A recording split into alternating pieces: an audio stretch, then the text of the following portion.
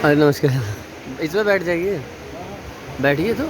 अरे तो आप बैठिए, फिलहाल सुनिए। ब्रह्म समाज द्वारा आयोजित मेधावी छात्र छात्राओं का सम्मान समारोह, और उस सम्मान समारोह में आए हुए हमारे सभी मेधावी और मेरे सामने बैठे हुए सभी सम्मानित नागरिकों को सर्वप्रथम नमन करते हुए, और ये मेधावियों की सभा है, विद्वानों की सभा है। यहाँ मंच पे भी विद्वान है और मंच के सामने भी विद्वान है। ऐसी सभा में मुझे एक धर्म संकट में रख करके बोलने के लिए कहा गया है, लेकिन मैं अवश्य चंद बातें आपके सामने रखना चाहूँगा। सर्वप्रथम हमारे मंच पे आसीन हमारे प्रदेश, हमारे राष्ट्रीय अध्यक्ष आदरणीय सीपी अवस्थी जी, हमारे सम्मानित महामंत्री देवेंद्र मिश्र जी, देवेंद्र शुक्ल जी, हमारे बीच में विजय त्रिपाठी जी, हमारे सम्मानित सुरेश तिवारी जी पूर्व विधायक, और आज भी हम सब लोगों के संरक्षक आदरणीय देवेंद्र जी ने कहा भी कि अगर कोई सभा हो लखनऊ में और वहाँ सुरेश जी ना हो तो वो सभा पूर्ण नहीं होती। मुझे लगता है कि बहुत बड़ा सम्मान है। साथियों, आज जो मेधावी छात्र छात्राओं का सम्मान यहाँ हो रहा है, इसमें जो ये प्रेरणा है, यह सिर्फ इस बात की प्रेरणा है कि हम सबको इस समाज में, समाज को उत्कृष्ट की तरफ ले जाने के लिए एक अग्रसर होना है। और चाहे वर्षों का अंधकार हो और उस अंधकार में अगर एक चिंगारी भी जलती है तो वह प्रकाशमान कर देती है, वहाँ वर्षों का अंधकार मिट जाता है और वह अंधकार से प्रकाश की ओर जाने की एक कड़ी होती है। आपने देखा कि अगर विचार परिवर्तित होते हैं तो वह समाज में एक कैसा उदाहरण पेश होता है, ऐसा आप सब लोग देख रहे हैं। एक ऐसा वातावरण, जो वातावरण तोड़ो फोड़ो और लूटो की संस्कृति में बदला हुआ था, उसी तोड़ो फोड़ो लूटो की संस्कृति को तब्दील करते हुए समाज में एक व्यक्ति आता है और वह एक उदाहरण पेश करता है, और वह उदाहरण एक समाज में अनुकरणीय बन जाता है। आज पूरा भारत एक छोटी सी आवाज पर, यह 80 करोड़ से 100 करोड़ लोग एकजुट होकर के तिरंगा का सम्मान में एक बड़ी यात्रा निकालते हैं, और यह पूरा विश्व देख के अचंभित होता है। यह तिरंगा बहुत वर्षों से फहराया जाता रहा है। तिरंगा हमारा सम्मान है, हमारी आन बान शान है, लेकिन एक इशारा, एक व्यक्ति का कहना आज हम सब समाज में एक दिशा बहती है। ये वही समाज है जहां ये कहा जाता था कि सेवा और राजनीति कभी एक साथ नहीं चल सकती। ये वही समाज है। मैं छात्रों को भी समझाना चाहूंगा कि वो समझे कि जहां सेवा ही राजनीति का विषय होती थी, सेवा के लिए ही लोग राजनीति में आते थे, वहां लूटो फूटो तोड़ो फोड़ो की संस्कृति का राज हुआ, और एक ऐसी व्यवस्था बनी कि सेवा और राजनीति, जो दो रेल की पटरियां थी, वो कभी एक नहीं होती, ऐसा पढ़ाया जाता था। आज वही सेवा, शौचालय जो इज्जत घर के नाम से बनाया गया, शौचालय बनाया गया, घर घर में माताओं बहनों को सम्मान देने के लिए एक सेवा का कार्य शुरू हुआ, और वह पूरे देश में इस तरह प्रभावित हुआ कि लोगों ने माना कि सेवा से ही संस्कृति और संस्कृति की रक्षा से ही राजनीति और सियासत पैदा होगी। आज देश में एक ऐसे विचारधारा उत्पन्न हुई कि हम सब राष्ट्र भावना से ओतप्रोत होकर के और राष्ट्र की तरफ उन्नत हुए। ये वही समाज है।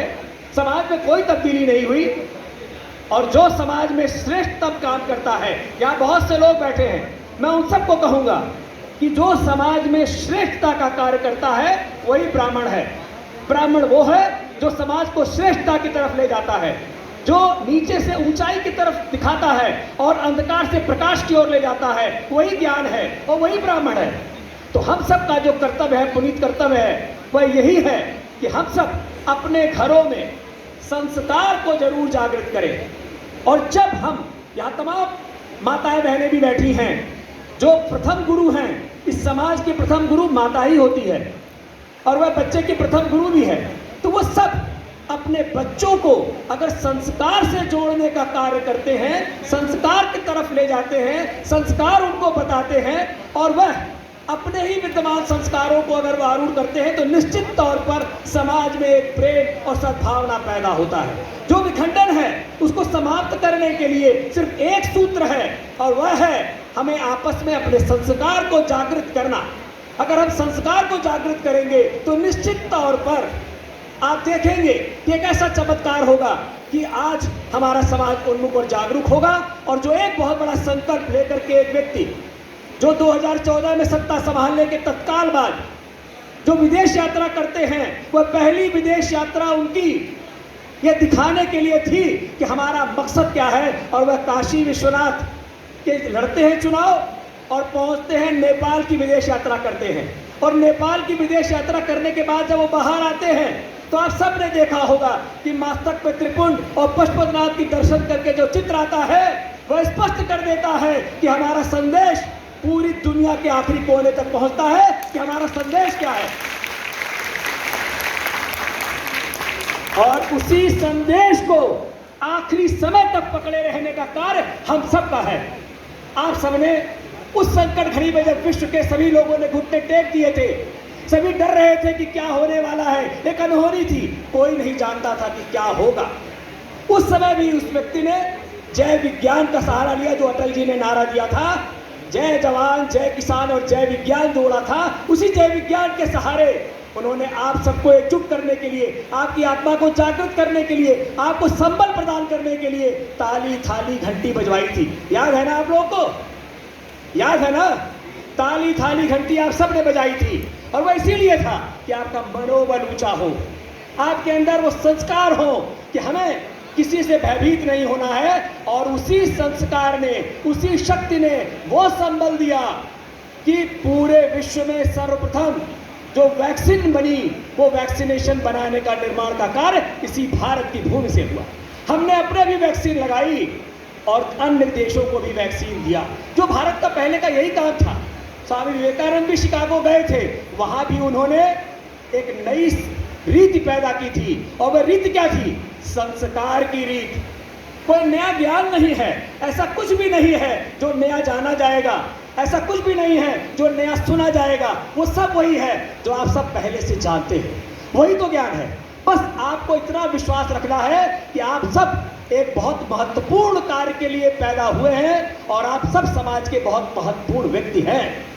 जिस समय आपका यह आत्मविश्वास जागृत होगा, निश्चित तौर पर ब्रह्मण तो अपना कार्य करेगा और वही ब्रह्म है, वही ब्राह्मण है। इसलिए अपने ब्रह्म को जागृत करना है, विश्वास रखना है कि हम बहुत महत्वपूर्ण कार्य के लिए इस युग में आए हैं और हमें वो महत्वपूर्ण कार्य करना है। हम समाज के बहुत महत्वपूर्ण व्यक्ति हैं, यह विश्वास हम सबको लेके चलना है।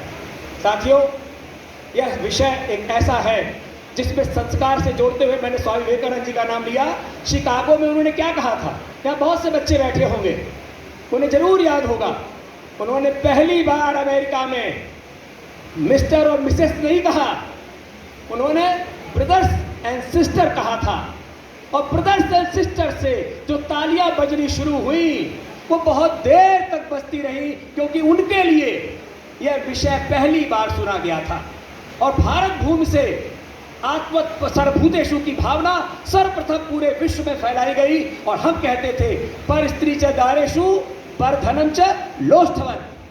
यह हो सकता है, हम कर सकते थे, और भी देश अनुयायी हो सकते थे, लेकिन आत्मवत् सर्वभूतेषु की जो बड़ी भावना है उसे पैदा करना स्वामी विवेकानंद ने पहली बार विश्व में किया।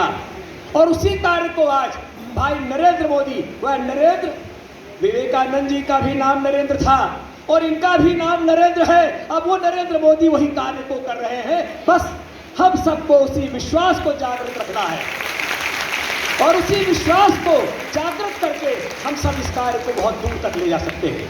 मैं इस ब्रह्म समाज की जितनी प्रशंसा करूं, मुझे लगता है वह कम होगी, मेरे पास शब्द नहीं है। लेकिन जो समाज में उत्कृष्टता को ले रहे हैं और उनको सम्मान कर रहे हैं, मुझे लगता है कि ये बहुत बड़ी चीज़ है। हमको तो जोड़ा सा कमल किशोर जी ने यहाँ बैठे हुए हैं, आदरणीय चच्चू जी ने, वो भी यहाँ बैठे, मैंने उनसे आग्रह भी किया।